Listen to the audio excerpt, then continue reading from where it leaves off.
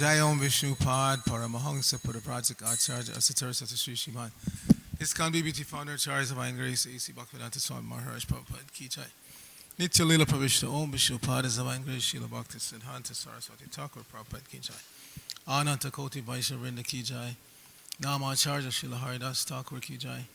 Premsika Hosh Krishna Chaitanya Prabhu Nityananda Shri Advaita Gadadhara Shri Vasadi Gaur Bhaktivedanta Ki Jai. Shri Shri Radha Krishna Gopa Gopanath Shama Kunda Radha Kunda Gira Govardhan Ki Jai. Shri Brajabhumi Madam Ki Jai. Shri Navadip Mayapur Dham Ki Jai. Shri Nilal Chal Jagannath Puri Dham Ki Jai. Ganga Mai Ki Jai. Jamuna Mai Ki Jai. Bhakti Devi Ki Jai. Shrimati Tulsi Maharani Ki Jai. Your most beautiful Lordship, Shri Shukmini Dwarkadish Ki Jai. Shri Shukmini Dwarkanath Ki Jai. Shri Shri Jagannath Baladev Subhadra Ki Jai. Shri Shri Gaunitai Ki Jai. Samabeta Bhaktivinoda Ki Jai. Going back to home, back to Godhead Ki Jai. ISKCON Los Angeles Yatra Ki Jai. Brihad Badanga Transcendental Book Distribution Ki Jai. International Food for Life Transcendental Prasadam Distribution Ki Jai. Shri Harinam Sankirtan Ki Jai. Nitai Gaur Premanandi Hari Hari Bo. All glories to the Assembly devotees. All glories to the Assembly devotees. All glories to the Assembly devotees. All glories to Shri Shri Guru and Gauranga Glory Srila Prabhupada.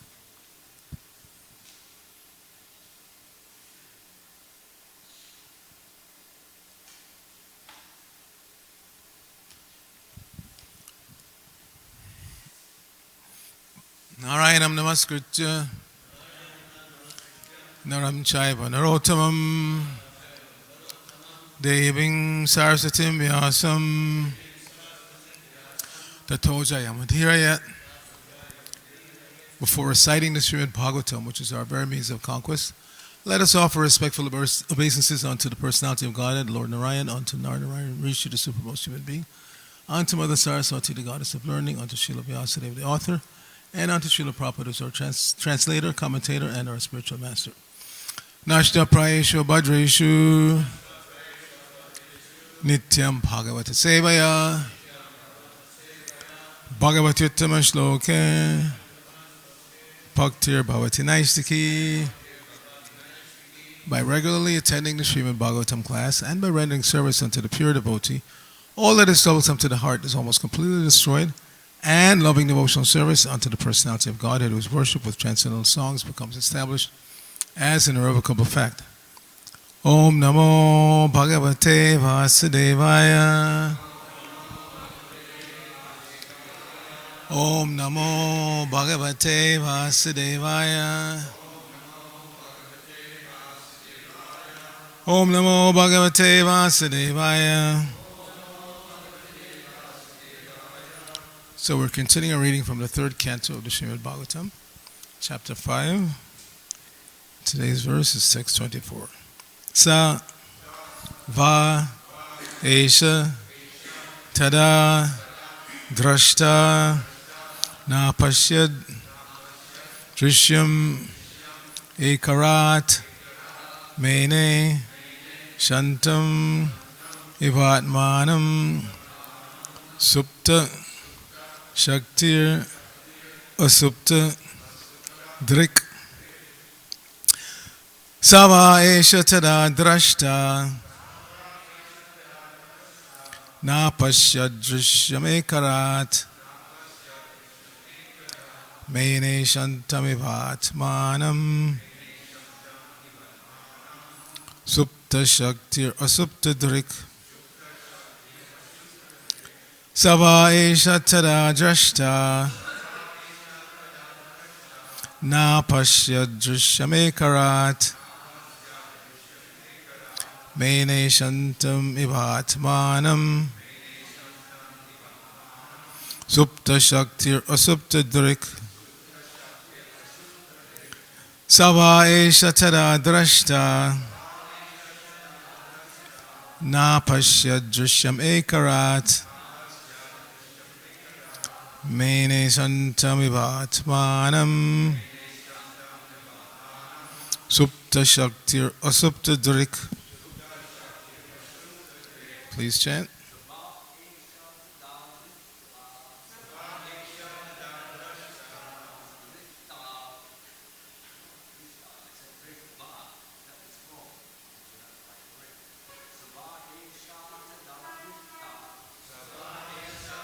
Drashta,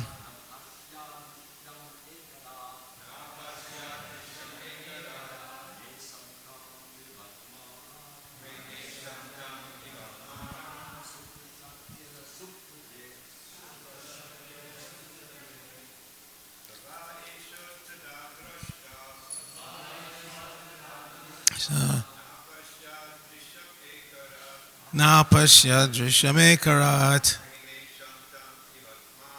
Mene Santamivatmanam, Supta Shaktir Asupta Dharik.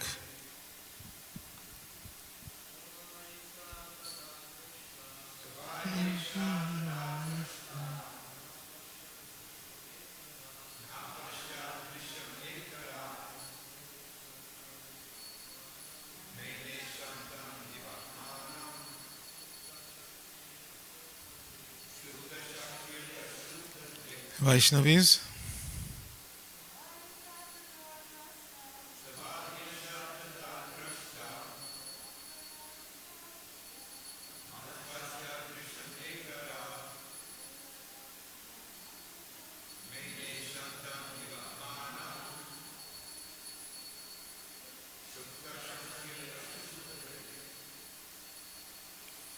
Okay, synonyms. Saha, the personality of Godhead. Va, either. Eshaha, all these. Tada, at that time. Drashta, the seer. Na, did not. Apashyat, see. Drishyam, the cosmic creation. Ekarat, undisputed proprietor. Mene, thought like this. Asantam, non-existent. Eva, like that. Atmanam, plenary manifestations. Supta, unmanifested. Shaktihi, material energy. Asupta, manifested. Trik, internal potency. Srila Prabhupada's translation for this verse. The Lord, the undisputed proprietor of everything, was the only seer. The cosmic manifestation was not present at that time, and thus he felt imperfect without his plenary and separated parts and parcels. The material energy was dormant, whereas the internal potency was manifested. Please repeat. The Lord, the undisputed proprietor of everything, was the only seer. The cosmic manifestation was not present at that time, and thus he felt imperfect without his plenary and separated parts and parcels. The material energy was dormant, whereas the internal potency was manifested. Srila Prabhupada's purport. The Lord is the supreme seer because only by his glance did the material energy become active for cosmic manifestation. At that time the seer was there, but the external energy over which the glance of the Lord is cast was not present. He felt somewhat insufficient, like a husband feeling lonely in the absence of his wife. This is a poetic simile. In other words, don't take it literally. The Lord wanted to create the cosmic manifestation to give another chance to the conditioned souls who were dormant in forgetfulness. The cosmic manifestation gives the conditioned souls a chance to go back home, back to Godhead, and that is its main purpose. The Lord is so kind that in the absence of such a manifestation, he feels something wanting, and thus the creation takes place. Although the creation of the internal potency was manifested, the other potency appeared to be sleeping, and the Lord wanted to awaken her to activity. Just as a husband wants to awaken his wife from the sleeping state for enjoyment. It is the compassion of the Lord for the sleeping energy that he wants to see her awaken for enjoyment, like the other wives who are awake. The whole process is to enliven the sleeping conditioned souls to the real life of spiritual consciousness, so that they may thus become as perfect as the ever liberated souls in the Vaikuntha Lokas. Since the Lord is Satchidananda Vigraha, he likes every part and parcel of his different potencies to take part in the blissful rasa, because participation with the Lord in his eternal rasa lila is the highest living condition, perfect in spiritual bliss and eternal knowledge. Nama Om Vishnu Padaya Krishna Prishtaya Bhutale Srimati Bhaktivedanta Swamini Tidamine Namaste Saraswate Deve Gauravani Pracharine Nirvishesha Shunyavadi Paschachadesha Tarne Om Agyana Tamirandasya Gyananjana Shalakaya Chakshur Unmilitam Jaina Tasmai Shri Gurave Namaha Shri Chaitanya Mano Vishnang Stapitang Jaina Bhutale Swayam Rupa Kadamayam Dadati Swapadantikam Vandehang Shri Guru Shri Tapada Kamalam Shri Gurun Vaisavangscha Shri Rupam Sagajatam Sahagana Ragana Tanvatam Tang Sajivam Sadvaitam Savadutam Parjana Sahitam Krishna Chaitanya Devam Shri Radha Krishna Padan Sahagana Lalita Shri Vishakan Vitangsha Hey Krishna Karana Sindhu Dina Bandho Jagatpate Gopesh Gopika Kanta Radha Kanta Namosate Tapta Kanchana Gaurangi Radhe Vrindabaneshwari Vrishabhanu Sute Devi Pranamami Hari Priye Vancha Kalpatarubhya Shah Kripa Sindhu Bevacha Patitanang Pavanebhyo Vaisavebhyo Namo Namaha Jai Shri Krishna Chaitanya Prabhu Nityananda Shri Advaita Gadadhara Shivasari Gaur Bhaktavinda Hare Krishna Krishna Krishna Hare Hare Hare Rama Rama Rama Hare Hare. So Maitreya Muni is beginning to give some detailed information about the Supreme Lord and his energies. As mentioned here, there are two primary energies, the internal or ever-existing spiritual potency, and the external, which sometimes appears to be dormant. It's interesting, there's this French verb dormir, to sleep. So dormant means appearing to be asleep. We experience that every day, every one of us. No matter how much sleep or how little sleep you get, everybody gets some sleep. As I've said many times, I'm a lifelong insomniac. Like last night, I went to bed about 12:30 and I noticed this personality sitting on the sidewalk over here. And then I get up the next morning and he was next morning, not later, that same morning, it's already past midnight, and he was sitting in front of the door here. So some of us don't get that much sleep. I guess I'm not the only one. But everybody gets some sleep. So where does that sleeping tendency come from? Where does the sleep come from? Yesterday, Ananda Kirtan asked that nice question that I answered briefly. But it's answered in more detail earlier in this Srimad Bhagavatam, in the second canto, 10th chapter, text number 6, which is a famous verse that Prabhupada recited many times. Nirodha Shana Sharnam Atmana Shaktibi. Muktir Hitva Nita Rupam Swarupena Vivasati. That the merging of the living entities, along with their conditional tendency, into the mystic slumber of the Mahavishnu, is called the winding up of creation. So the question was, is Mahavishnu, sometimes not existing? No, he's always existing. All of us are always existing. That again is the very first point of the Bhagavad Gita. Natweva ham jatanasam natang neme janadipa nachaiva namavishyama sarve. Yeah, param, right. So never was there a time when I did not exist, nor you, nor all these kings, nor in the future will any of us cease to be. Any of us. Krishna includes himself. So that means also his plenary expansions. They're always existing. If we as living entities, as mentioned in that verse, 2.10.6, and I'm going to read some part of the purport because Prabhupada gives very nice explanation, but if we merge into the body, and merge doesn't mean that you disappear. It means that you're just absorbed into the body of the Mahavishnu. And if we exist eternally, then how can Mahavishnu not exist? If we're merged into his body until the next creation, how can he not exist if we're existing in his body? So I just want to make it quite clear. It would seem a little ambiguous, but there's no ambiguity. We are always existing. That's what eternality means. Eternal means always existed in the past, existing now, and will continue to exist in the future. So you cannot become eternal. Something that's not eternal cannot become eternal, because that means it didn't exist in the past, so it was not eternal. See what I'm saying? Like, this is not an eternal object. It wasn't existing 50 years ago. I bought it from Amazon a few months back, and somebody manufactured it in China maybe a year ago. So a couple of years ago, for sure, it wasn't existing, so it's not eternal.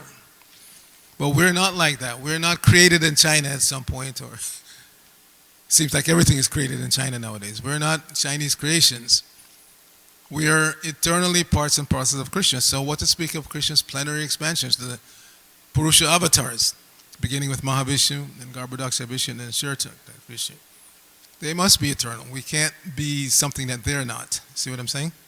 So I just wanted to make sure that that point is well understood. And here also today, in this verse, it should be understood that Prabhupada said Krishna was feeling imperfect, but he gave the example of the husband and wife, and he said it's just a simile. In other words, don't take it that Krishna is ever imperfect. He's not. He's the ever-existing, always perfect Supreme Personality of God. There's never any imperfection in Krishna.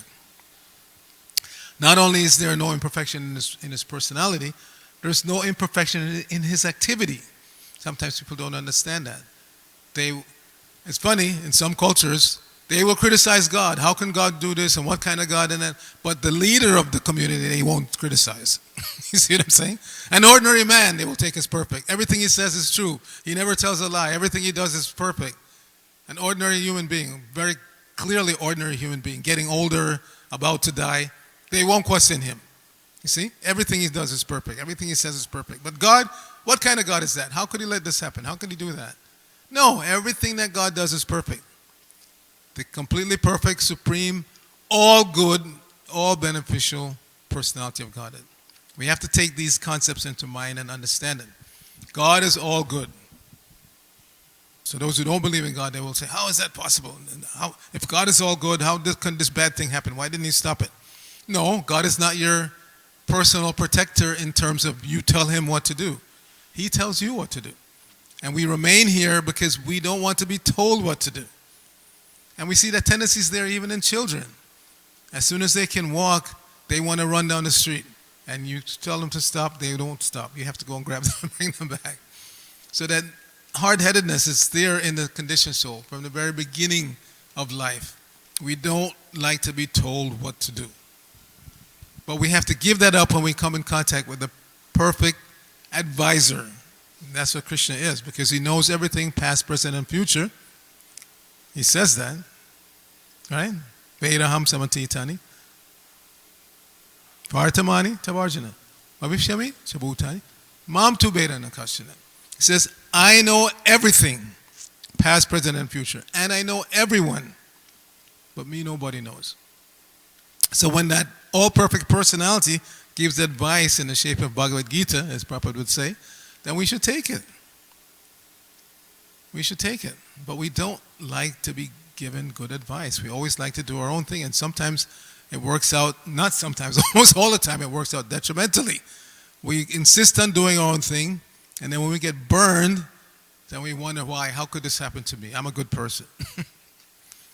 Good example, and Krishna's representative, Srila Prabhupada, is always giving good advice also. We should be ready to accept that.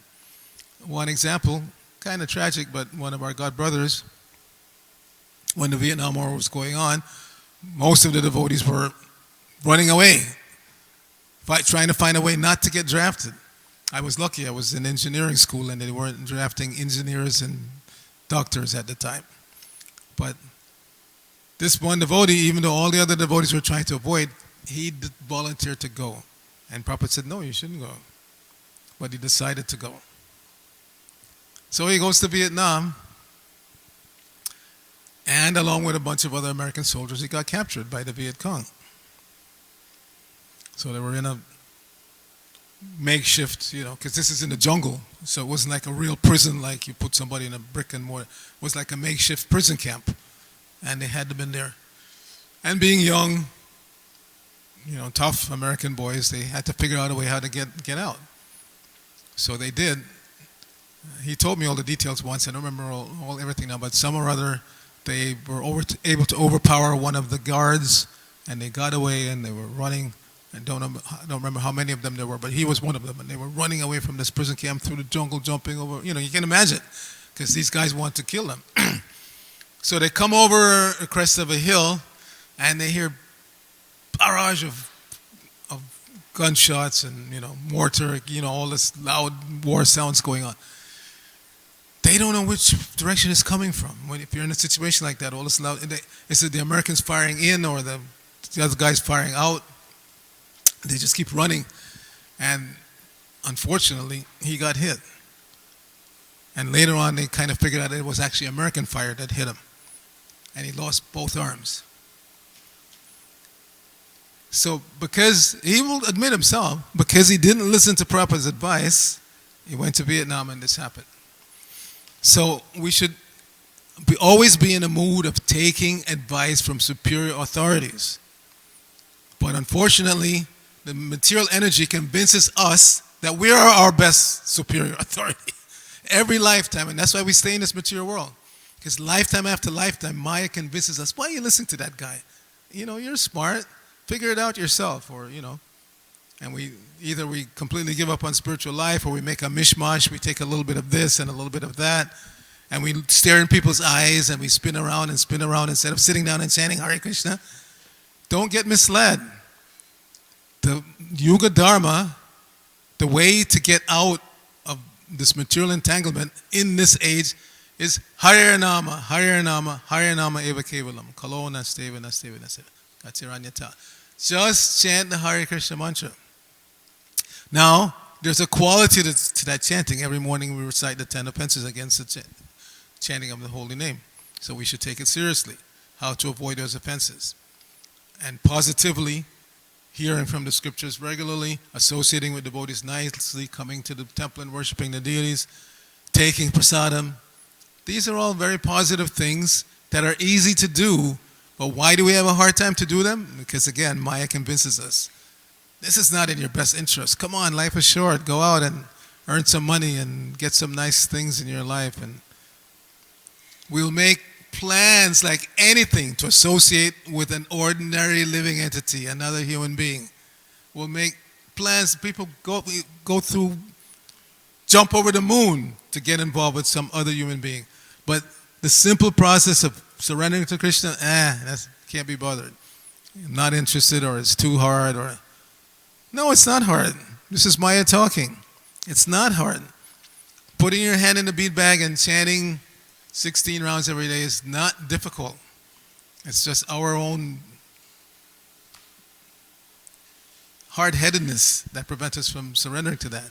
So we have to see everything, all aspects of Krishna consciousness as part of the process of surrender. But it's a beautiful surrender, beneficial for us. To surrender to the Supreme Personality of God and to surrender to God is the best thing you can do. But because we have a prison-like mentality, we don't like to hear the word surrender. It means somebody's controlling me, somebody's telling me what to do, and I don't want to be told what to do. But the example is given.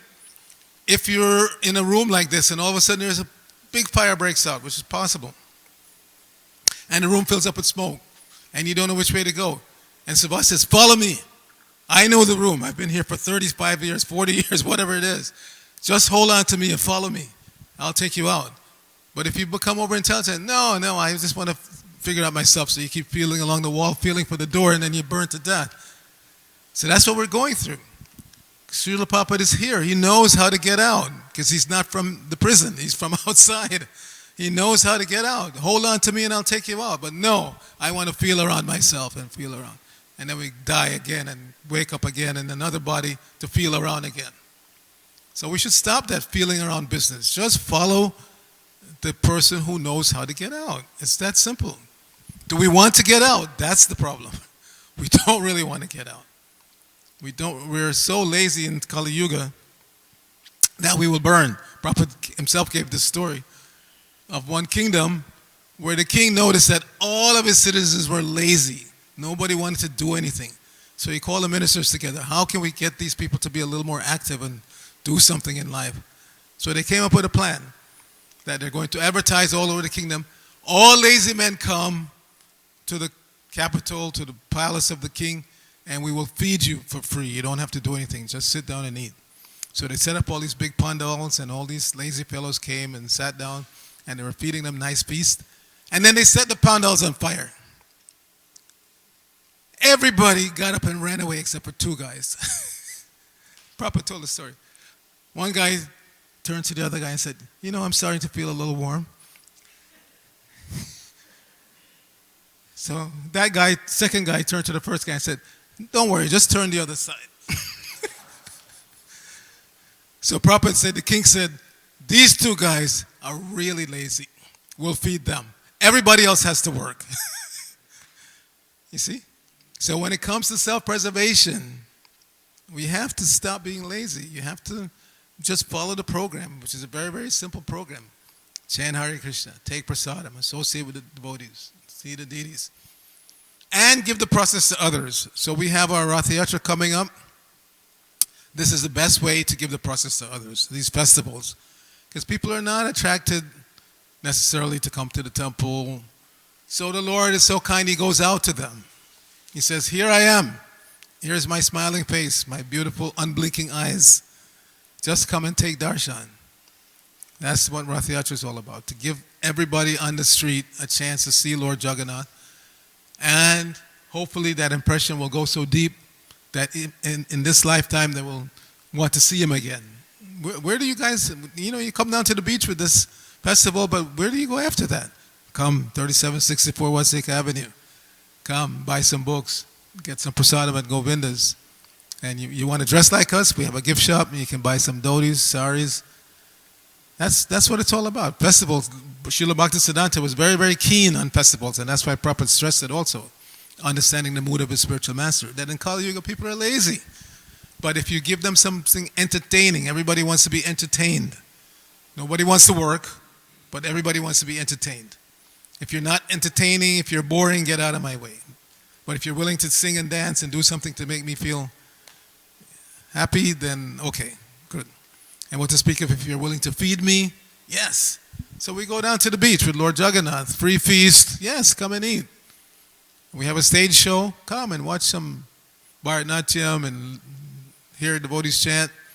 This is the whole principle behind the festival. So it's coming up. Subhas is going to need all of us to pitch in and do our level best to get the thing going again. We had a little lapse there because of COVID.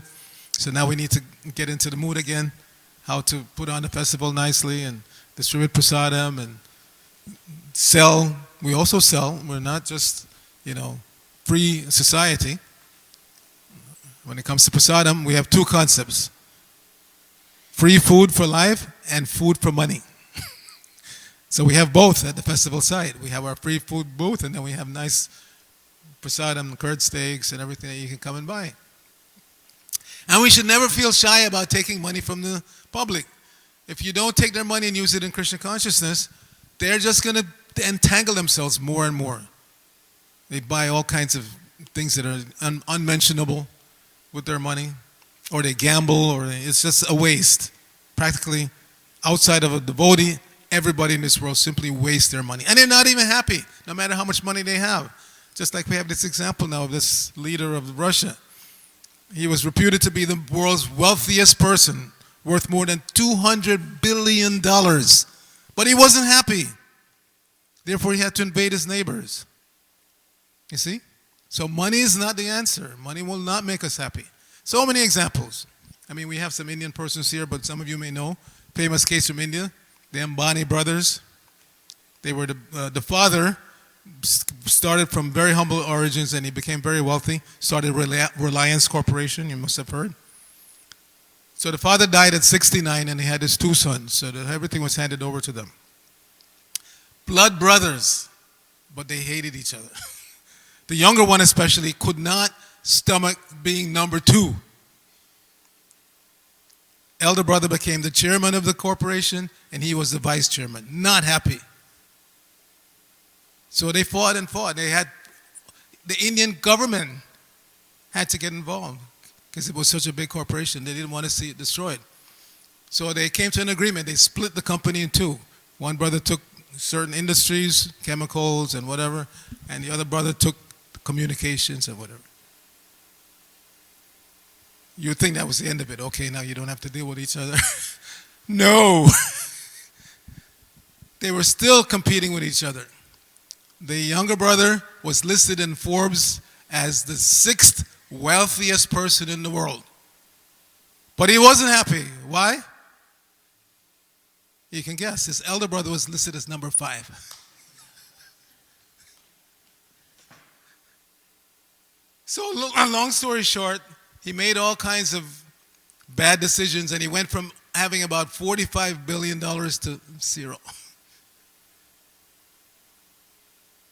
So this is our situation. Krishna has given us everything we need to succeed in this world, to live happily. But because of greed and envy and hatred and lust, we come down to 0 and again have to start over. So this is what the acharyas are trying to tell us. Don't do that. Don't squander your real wealth. Your real wealth is not how much you have in the bank. It's the life that you have. And employ this energy, this life energy, in the right way, and you'll be happy, and you'll make others happy. Very, very simple thing. Especially we have a lot of young men here. And again, nothing is denied. Yes, we want relationships. So you take one life partner, like our temple president said, such a good example. He and his wife have been married forever. Take one life partner and live happily in Krishna consciousness. That's all. Don't have to go chasing down and running around and putting yourself at risk. Everything should be done intelligently. We have to eat, only eat Krishna prasadam. Don't eat any nonsense. Again, you want a partner, get one partner and be satisfied. You need a place to live as simply as possible. Do everything nicely. Nobody's forcing us to do anything extreme in terms of austerity. Not necessary in this age to go down the path of extreme austerity. Little austerity, that's all. Little austerity. Chant every day. Find time to chant. Find time to hear from the Shastra. Repeat what you hear. Discussion, like we have discussion. Whatever you have a question, ask the question. But only of somebody who you respect. Especially when we have problems in life.